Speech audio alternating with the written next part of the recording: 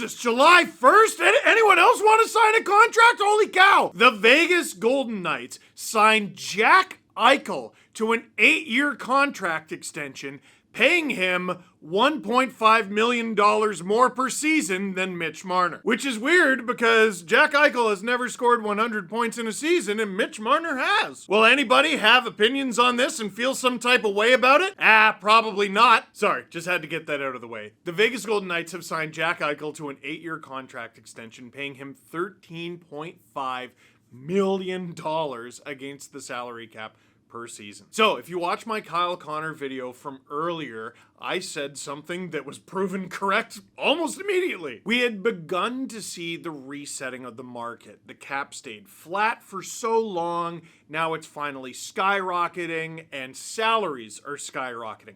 You're seeing like middle of the lineup guys like Christian Dvorak and like Nick Hague and who else got a big one? Kevin Ball getting like unreal deals, signing for $5-6 million per season. You're seeing guys like Ivan Provorov get 8.5, and you're like, okay, he's fine, but 8.5? Then Kirill Kaprizov blows all of our minds and signs for $17 million per season. And he's elite. And if you watch my video, I laid out why he's elite. He is the cream of the crop. He is probably a top 5 forward at minimum in the NHL. On his worst day, maybe 6th. Connor McDavid comes in, and he didn't sign an 8-year contract extension. He only signed 2, but it was for the exact same amount of money he's currently making, which you could argue was a discount when he signed it 7 years ago. And people thought, whoa, okay, so are people gonna look at what McDavid did and you know what, he's just so hell-bent on winning, everyone's gonna follow his lead and take less? LMAO. Kyle Connor signed for $12 million per season with the Winnipeg Jets.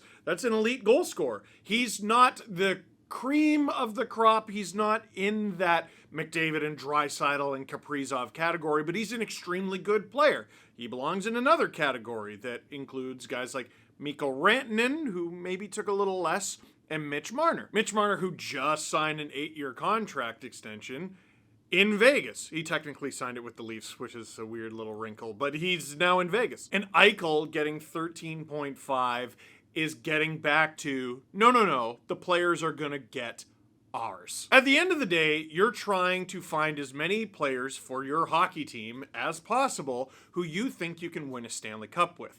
Well, the Vegas Golden Knights can be pretty confident giving Jack Eichel money on account of they won a Stanley Cup with him. 27 goals, 66 points in 67 games in what was his first full season after getting disc replacement surgery in his neck. And then in the 22-game playoff run he had with the Vegas Golden Knights, he had 6 goals and 20 assists for 26 points. He was nearly an assist per game. Only played 63 games the next season, but he scored over 30 goals and he had a better point pace. Everything was a better pace. Last season, he was very healthy, only missing 5 games. He played 77 and he had the highest point total of his career with 94. The past 3 seasons have been Eichel's only 3 appearances in the Stanley Cup playoffs, but they've been very good. I mean, on top of winning the Stanley Cup, he has 10 goals, 33 assists. The guy's a playmaker, and 43 points in 40 games. He's over a point per game in the Stanley Cup playoffs. There is a chance, and I don't think it's ridiculous, that Eichel's line this season with Marner and Barbashev, it looks like, could be the highest producing line in the NHL. They're both capable shooters, Eichel and Marner, who pass first. I don't know if they're going to be playing together 5-on-5 all the time. But if you look at the forwards that the Vegas Golden Knights have, they have options. Marner makes a lot, Rantanen makes a lot, Connor makes a lot. None of them make as much as Jack Eichel. Why does Eichel make more than them? Well, besides the Stanley Cup, I mean, Rantanen's got a Stanley Cup.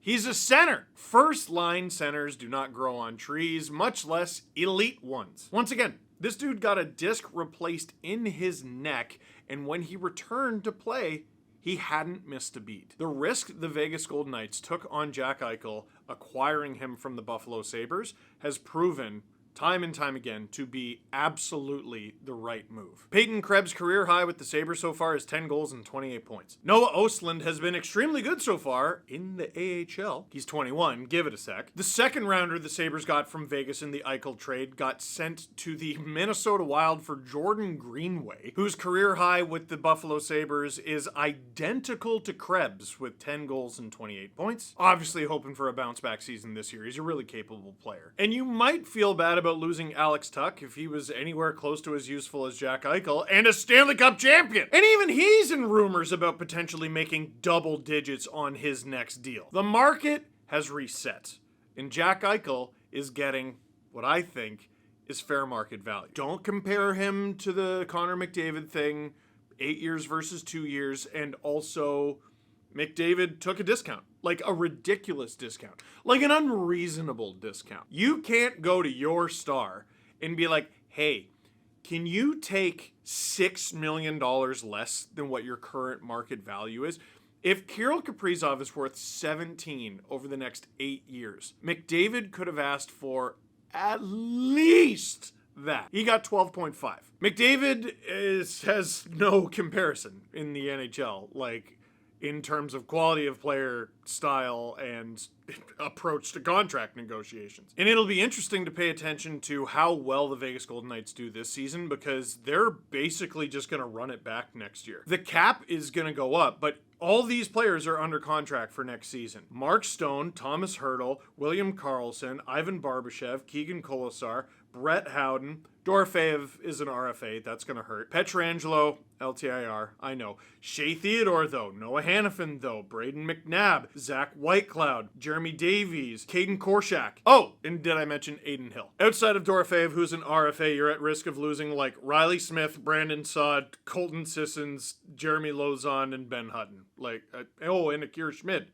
Nope, he's an RFA too. I think you're going to live. When McDavid signed his deal, I said the Oilers are going to win a cup. Like, over the life of that deal, they're going to win a cup. They have a real window to have the team that they already do and add to it. Vegas is in the same position, which is lovely to any hockey fan who loves watching two great teams rip each other apart every spring, whether it's in the first round, second round, whatever. I almost said third. It's unlikely, but not impossible. What a player. What a deal. And that McDavid discount was a one-off. After years of laughable salaries, at least compared to their peers in football, basketball, and baseball, NHL players are starting to get paid. I know there was that graphic going around comparing, I think it was Cooper Flagg, who has not played an NBA game yet, and the 15 point whatever million dollars he's making versus McDavid. I know that was going around. The NHL still has a long way to go to catch up to their peers, but the price is going up. That's good news for them. And if you're a Vegas Golden Knight fan, Jack Eichel is going to be I almost said Sabre, old habits die hard. It's going to be a Vegas Golden Knight for the next 9 seasons. You're probably feeling pretty good about that. There he is. He's right there as a Sabre. Do you see it? There he is. Got to get that updated. For now, that is it for this one. Thank you very much for watching. Click like if you like this video. Click subscribe if you really liked it. Tell all your friends to let us know what you think in the comment box down below.